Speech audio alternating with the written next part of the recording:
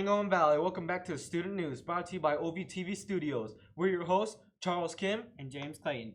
The OVHS 2023 musical will be held tomorrow on Saturday, November 18th at 6 p.m. and on Sunday, November 19th at 3 p.m. Make sure to stop by and check it out. You can bring friends, family, and other people to this event. Adult tickets are $10 and $5 for students and kids under 18. The Canyon Inn is hosting a Christmas event known as Cookies and Cocoa with Santa. It's on Friday, December 8th, 4 to 7 p.m. This event was complimentary for all. However, they will also be hosting a dinner buffet. Meals will be served from 5 to 8 p.m. Adults cost $17.99 and kids ages 4 to 12 cost $5.99. Some may realize that these are reduced prices from normal. This is because it will be a discounted day for December 8th. Man, I guess it's time to pass the spotlight over to Tyler Grigsby and Brennan Fishburn. Thank you, Charles. Here are this week's upcoming matches. Monday, November 20th, freshman boys basketball has a game against Linton Stockton High School. Girls JV basketball has a game against Eastern Green High School. Tuesday, November 21st, girls varsity basketball has a game against Terre Haute South High School. Wednesday, November 22nd, wrestling has a match against Edgewood High School. And boys JV and varsity basketball is the match against Bloomfield High School. Saturday, November 25th, boys JV and varsity basketball has a game against West Vigo High School. Now time for the sports trivia. How many years did Tiger Woods play in his PGA? 27 years, 19 years, 25 years, or 18 years? If you said 27 years, then you are correct. Thanks, Brennan. Now back to you, Charles.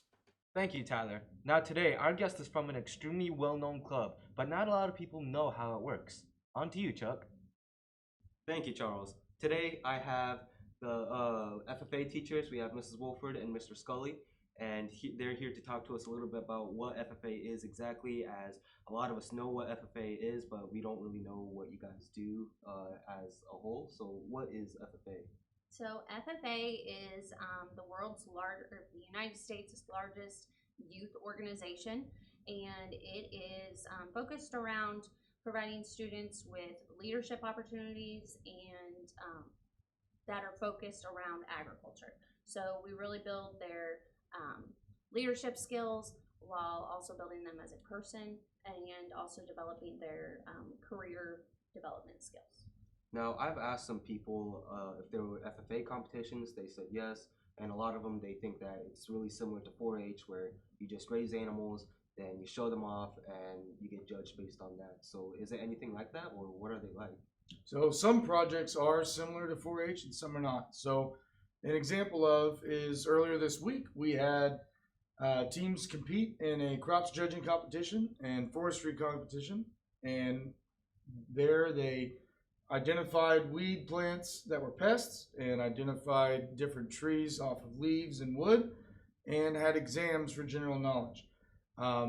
We had 2 crops teams place high enough to go to state, and we had 1 forestry team place high enough to go to state as well.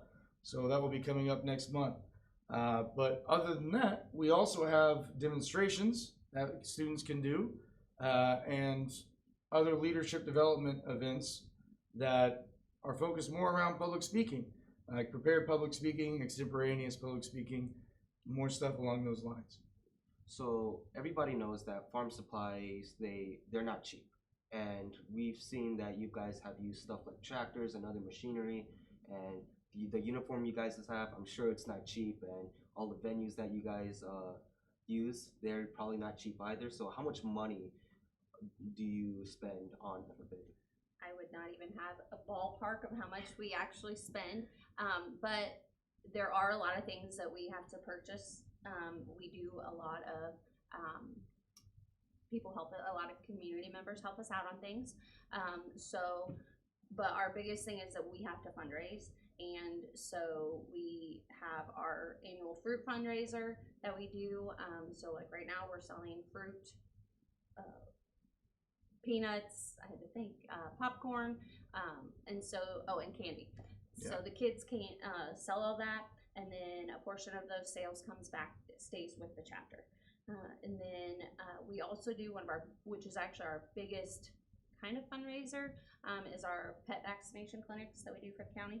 So every year we hold pet vaccination clinics at different locations through Owen County, and the FFA members are in charge of doing the paperwork, and they fill out all paperwork, and then we have Dr. Royer from Worthington who comes in, gives the shots to the animals, and we do it at a really low cost. And then Dr. Royer gives portion of that money stays with the FFA. So that's a big fundraiser for us also.